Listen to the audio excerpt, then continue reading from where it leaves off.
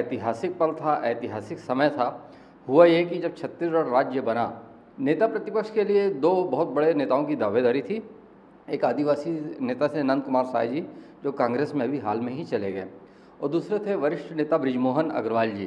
प्रभारी नरेंद्र मोदी जी थे जब, और फिर वो वहाँ पे दिल्ली से पर्यवेक्षक भी बनकर आए। तो जो ये एकात्म परिसर है रायपुर में, जब वहाँ पे मीटिंग हुई, सारी चीज़ें हुई, तो वहाँ पे बहुत ज़बरदस्त हंगामा मचा था।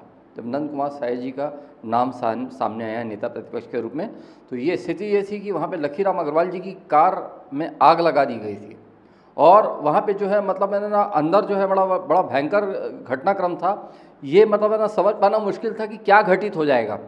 और उसके बाद फिर मोदी जी जो है गुजरात के जब मुख्यमंत्री थे, तो गुजरात के मुख्यमंत्री के रूप में एक बार पार्टी का कोई बहुत बड़ा कार्यक्रम था, तो उनका छत्तीसगढ़ आना हुआ और सीधे सीधे रायपुर एयरपोर्ट पर उतरे।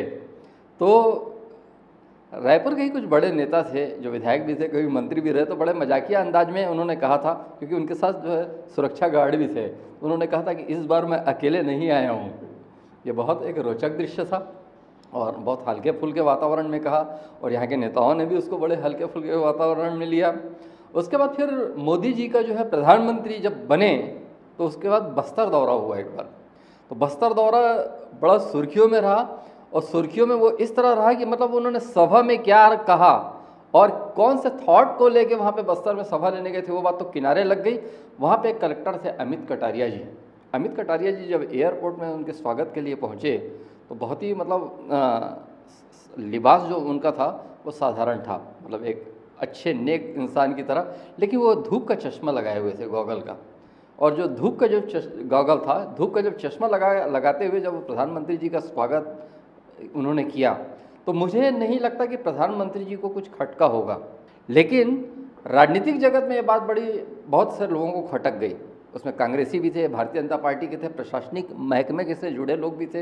तो पूरा बहस का सिलसिला चल पड़ा, मतलब चैनलों में बहस, अखबारों में बहस की क्या है कि एक जो अधिकारी जब प्रधानमंत्री के समक्ष जाता है तो उसका प्रोटोकॉल क्या होना चाहिए। पिछली बार भी भारतीय जनता पार्टी के राष्ट्रीय महासचिव रहे, प्रधानमंत्री के रूप में अब आना हो रहा है। उससे पहले भी कई बार उनका प्रवास छत्तीसगढ़ में हुआ है, प्रधानमंत्री बने उसके बाद ही प्रवास, उसके बाद एक बड़ा सभा भी हुआ, उसमें भी प्रधानमंत्री जी के रूप में नरेंद्र मोदी जी है।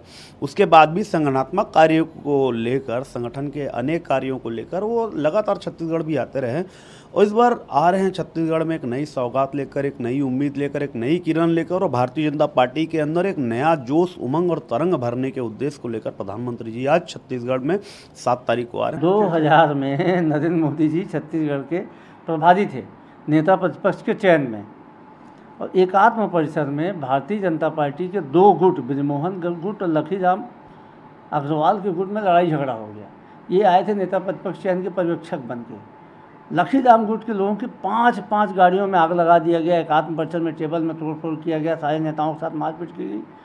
और कहना नहीं चाहिए, देश के प्रधानमंत्री हैं, अब हम सब का भी गर्व उनके साथ जुड़ा है, लेकिन माननीय प्रधानमंत्री जी को उस समय भारतीय जनता पार्टी के पर्यवेक्षक के रूप में टेबल के नीचे छुप के अपनी जान बचानी पड़ी थी। और उस देश के सबसे बड़े अखबार जो दवा है, उस अखबार ने फ्रंट पेज में प्रधानमंत्री जी की टेबल के नीचे छुपी हुई फोटो छापी थी।